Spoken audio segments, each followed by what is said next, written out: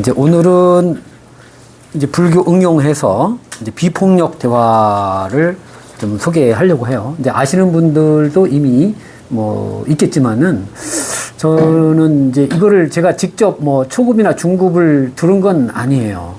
저는 그냥 책 소개를 받았고 그걸 읽어가면서 야, 이 방법이 너무 우리한테 도움이 되겠다. 우리가 일상생활에서 말을 함에 있어서 정말 폭력적인 대화를 하고 있구나. 내가 50년 동안 살아오고 60년 동안 살아오면서 정말 이렇게 남을 찌르는 말을 너무 많이 했구나 하는 반성을 하게 됐고, 그게 뭐 내가 의도해서 그런 게 아니라 참 몰라서 그랬구나. 몰라서.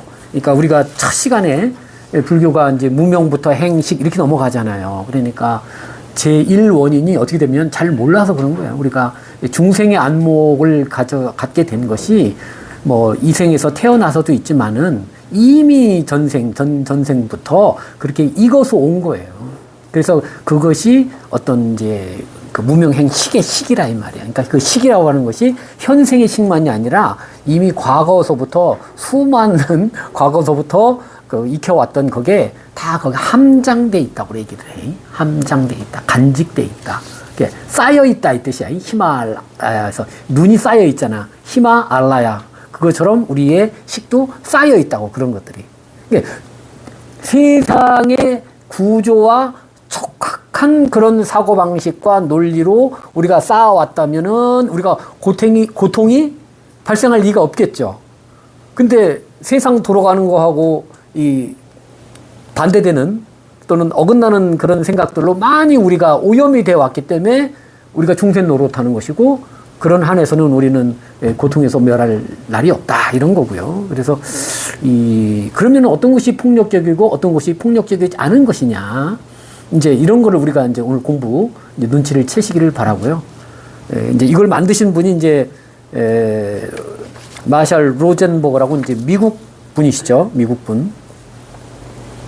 그래서 뭐 여기도 이제 글자가 너무 작아서 뒤에 분 보이실지 모르겠는데, 폭력은 충족되지 않은 욕구의 비극적 표현이다. 우리가 폭력적인 언사를 많이 하는 이유는 그 다 뒤에 뭐가 있다? 해소되지 않은 욕구가 있다. 그러니까 우리가 어떤 말을 할 때는 항상 그냥 말하는 법이 없어. 뭔가의 욕구가 있는 거야. 그러니까 불교식으로 이야기하면은 어떤 무명행식에 행이 깔려 있는 거예요. 행이 깔려 있다고 이미. 그렇잖아. 우리가 12지 연구를 다 했잖아. 그래서 우리가 촉을 통해서 느낌을 받고, 느낌에 대해서 좋은 느낌은 가지려고 하고 안 좋은 느낌은 이제 배척하려고 하잖아요. 그렇죠? 그 촉수애잖아. 근데 이미 그런 촉수애 과정의 밑바닥에는 뭐가 있다? 행과 무명이 있는 거예요. 그 식이 있는 거예요. 깔려 있는 거예요. 그런 것처럼 누가 무슨 말을 할 때는 그냥 하는 게 아니지. 본인을 생각해 보자고요. 그렇죠? 내가 무슨 얘기할 때는 그냥 해요? 상대방이 있을 때 얘기하잖아요. 그죠? 관계성 속에서 얘기를 하거든? 연기성 속에서 얘기를 하거든? 그럼 그냥 얘기하냐? 뭔가 부탁하고 싶거나, 뭔가 자기 욕구를 실현하고 싶은 게 있으니까 얘기를 하는 거란 말이야, 우리가. 그렇잖아. 대화라는 게 기본적으로 소통을 하는 게. 그렇잖아요? 그 옆에 있는 무슨 벤치하고 우리가 얘기할 일은 많지 않지. 주로 이제 사람하고 얘기하고, 요즘에는 이제 뭐 반려견하고도 얘기를 이제 하겠지만요. 그런데 그거를 잘못 표현하는 게 뭐냐면은 이제 비극적 표현이다 한 건데, 잘 표현하면은 우리가 사랑스러운 말과 보시, 에어, 이행, 동사 할 때, 그쵸?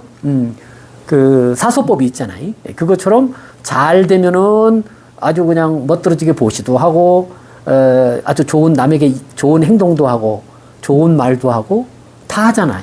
근데 그렇지 않기 때문에 이게 비극적 표현이다 이렇게 되는 거야. 인색하게 되고, 또 막 같은 말도 이제 찌르는 말을 하게 되고. 그래 내가 시원하거든. 옆에 있는 사람이 막 괴로워야 내가 아니 잘 생각해 보세요. 결혼 생활 잘 생각해 보시라고. 남편이 어떨 때 내가 행복하던가요?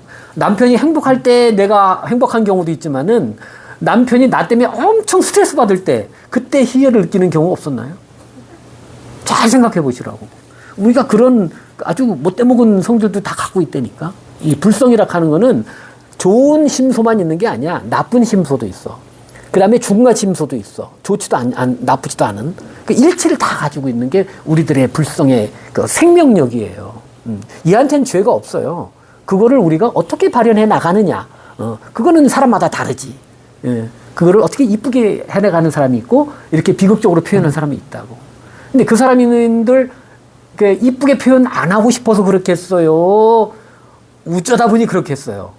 그게 방법을 몰라서 웃자다 보니까 그런 거예요. 그래서 우리가 배워야 되는 거야, 이 방법을. 예. 그러니까 우리가 십선행이 있잖아요. 그러니까 불살생, 불투도부터 해갖고 5개가 있고, 그 다음에 10개가 있잖아. 근데 10개 중에 4가지인가가 다 말과 관련된 거거든. 말과 관련된 거. 악구를 하지 마라, 양설을 하지 마라, 그런 거 있잖아.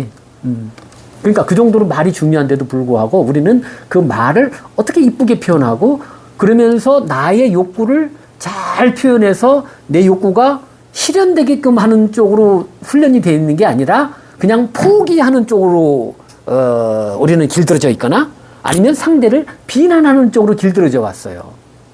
그게 우리 마음대로가 아니고 어릴 때부터 이렇게 키워져 왔다고. 이 사회, 이 인류의 지금 역사와 문화가 그런 식의 문화가 많은 거예요. 근데 그게 원래부터 그랬던 게 아니라 그러니까 지금부터 한 5,000년 전 정도에 그렇게 역전이 됐답니다. 그러니까 원시 부족 사회, 그런 사회에서는 비폭력의 언어를 썼던 거예요. 근데 어느 순간 이 시스템이 바뀌면서, 사회 체제가 바뀌면서 이 비폭력 언어가 우리를 완전히 이제 지배했고, 그것이 대대손손 이어져 온 거예요. 여기까지. 그러니까 그거를 터닝, 지난 시간에 했죠. 그레이트 터닝. 조에나 메이시처럼. 그쵸? 그 사고의 전환을 통해 가지고 정말 부처님 법에 맞는 적합한 그런 신구의 삼업을 우리가 만들어갈 필요가 있는 거예요. 또 거꾸로. 그쵸? 그런 면에서는 나는 로젠버그가 딱이다. 이런 이제 생각을 하는데, 서술이 너무 길었네. 읽어주세요, 먼저부터. 네. 우리의 일상 대화는 종종 비판을 가정한 비난으로 흐르기 쉽다. 이는 어릴 적부터 내면화된 경쟁 중심의 생존 방식이 말과 태도에 영향을 미친 결과라 할 수 있다.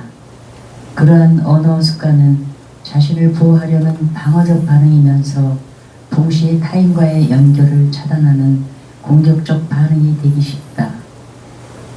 마셸 로젠버그가 창안한 비폭력 대화는 도덕적 판단 내지는 상벌에 기초한 언어 표현을 버리고 공감에 기초한 언어 표현, 상호 연결된 관계로서의 존재 전환을 지향한다. 네. 여기에 불교의 연기법이 다 들어있거든. 중도도 다 들어있거든. 사성제도 다 들어있거든. 네. 근데 이렇게 표현이 되는 거예요. 그러니까 제가 말씀드렸듯이 비난. 그러니까 내가 이렇게 불교식으로 얘기하면 아상이겠지만, 또 자기 존재감을 느끼기 위해서, 그렇잖아요. 자기를 이제 보호하거든요. 보호하려니까 어떻게 하겠어? 그 어떤 태도를 만들어 가지고 여기까지는 들어오지 마. 이렇게 이제 방어적인 태도가 될 수가 있는 거죠. 근데 이제 그 선이 그렇게 공고하지가 않으니까 누군가는 나에 대해서 뭐라고 얘기를 할 수 있지 않습니까? 그럼 그거에 대해 또 방어도 하지만 공격적 방어를 할 수도 있죠. 그럴 수 있다는 거예요. 그래서 이렇게 상벌 개념이라는 것도 여기서는 저는 굉장히 중요한 요소예요. 우리는 어릴 때부터 상을 주면은 좋은 거고, 벌을 받으면 안 좋은 거다 하는 게 우리의 뇌에 아주 각인이 돼 있잖아. 그래갖고 어릴 때부터 잘해라, 상 줄게 하고 이렇게 하고, 우등상, 개근상 이런 식으로. 근데 이제 나는 어릴 때부터 그런 생각했어. 아니, 그러면 상 받은 사람은 좋은데, 옆에 있는 상 안 받은 사람은 괜히 기분이 안 좋더라고요.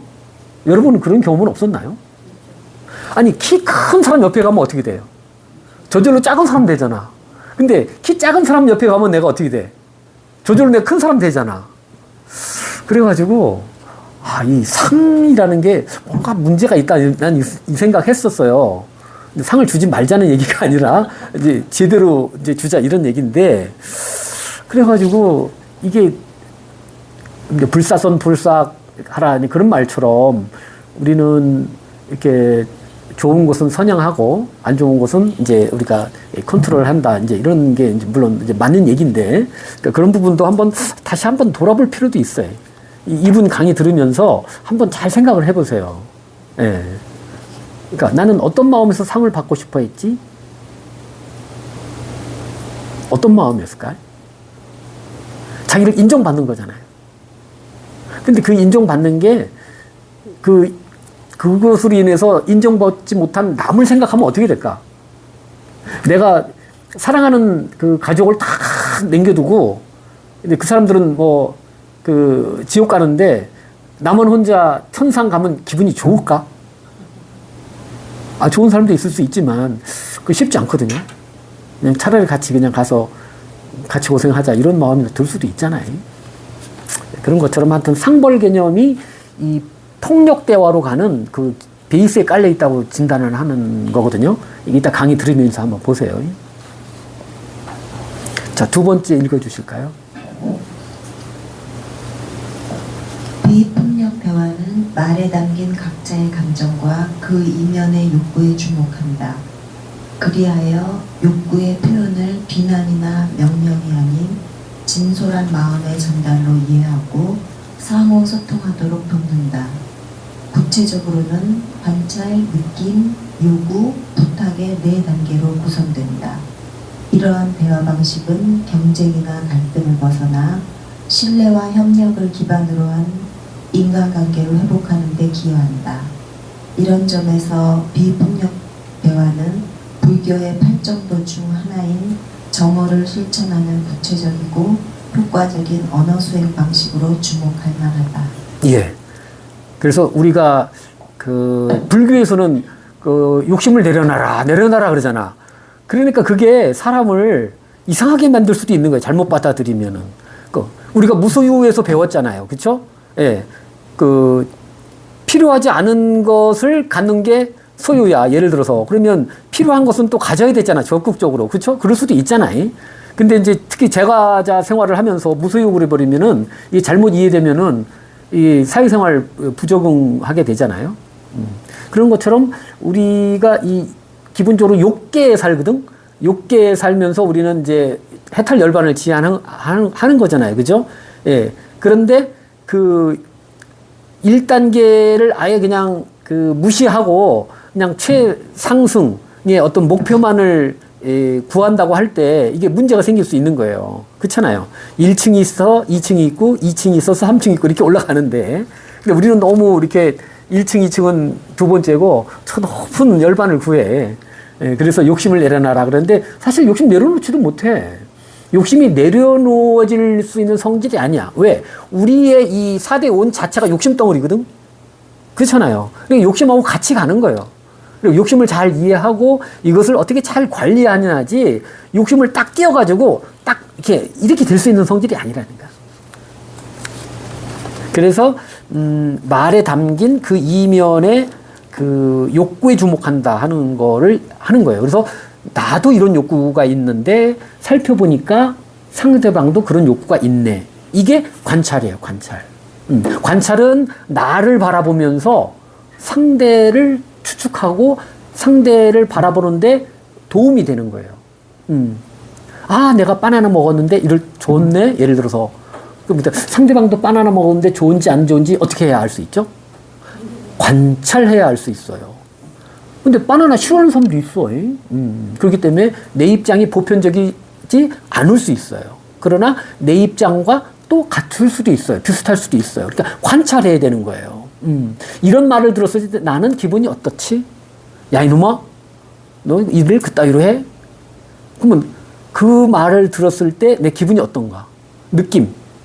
그러면 별로 안 좋네. 그러면 상대방도 느낌이 안 좋을 확률이 있어. 근데 야, 이놈아, 왜 일을 그따위에 해도 그런 사람도 있을 수 있어요. 그러니까 그거는 느낌을 또 관찰해 봐야 되는 거예요. 그래서 첫 번째 단계 관찰, 두 번째는 느낌. 느낌을 잘 해야 돼. 그 불교에서는 느낌을 무시하고 살아.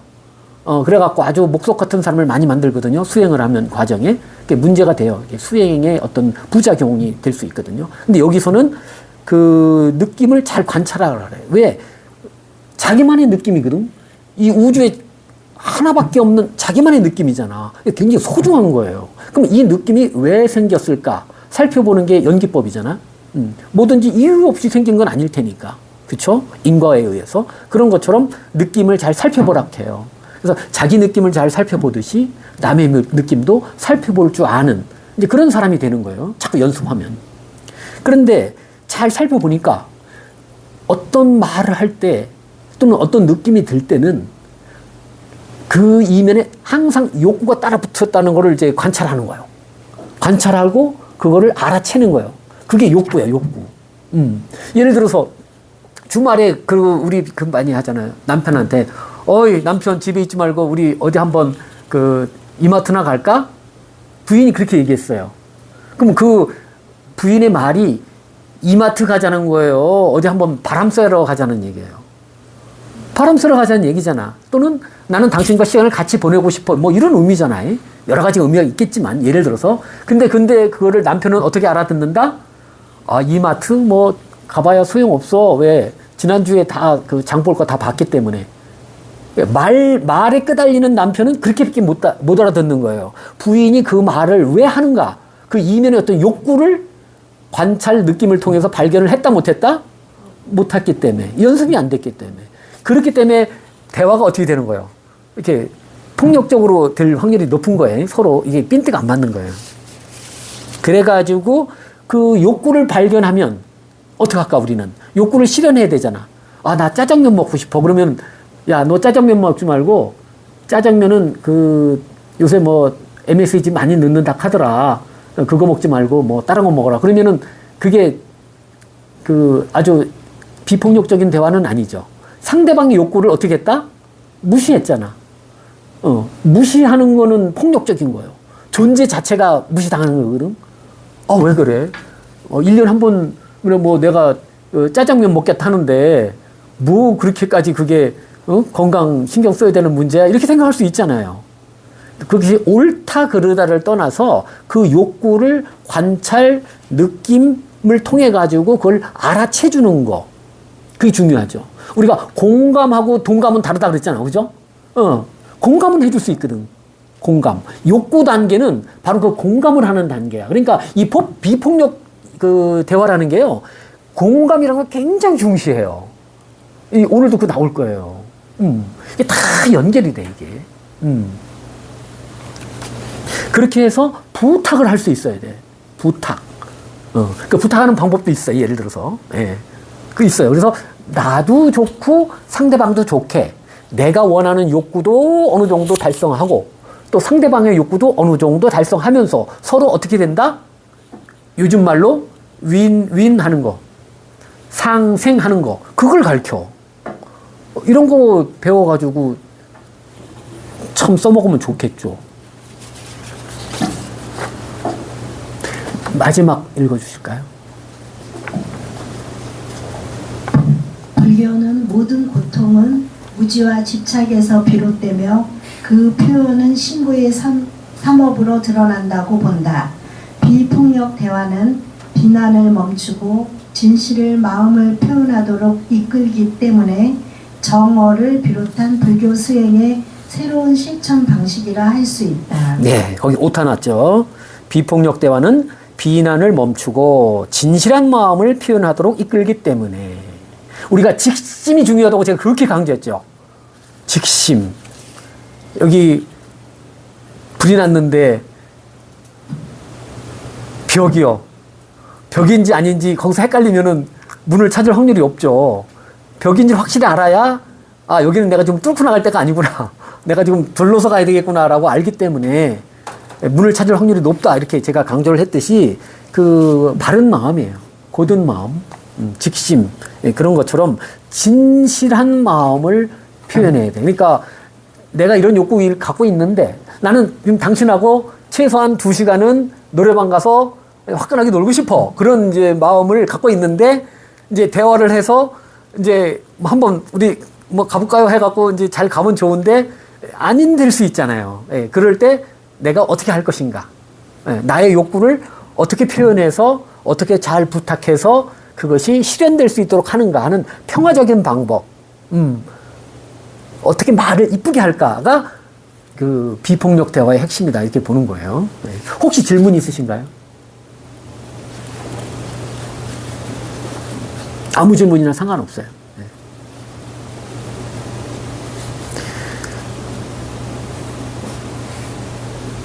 그럼 오늘 준비된 그걸 보시면서 지금 얘기한 관찰, 느낌, 요구, 부탁 이 네 단계를 염두에 두시면서 이걸 보시고, 근데 오늘은 이제 제가 비디오를 이제 원래 두세 개 준비했다가 하나만 집중적으로 할 거예요. 하나만 집중적으로 해서 여러분이 하나라도 확실하게 좀 느끼고 갈 수 있도록 제가 도와드리겠습니다. 오늘 이렇게 PPT를 또 이렇게 우리 박종보 선생님께서 만들어 주셔가지고 그거 가지고 한번 예쁘게 해볼게요.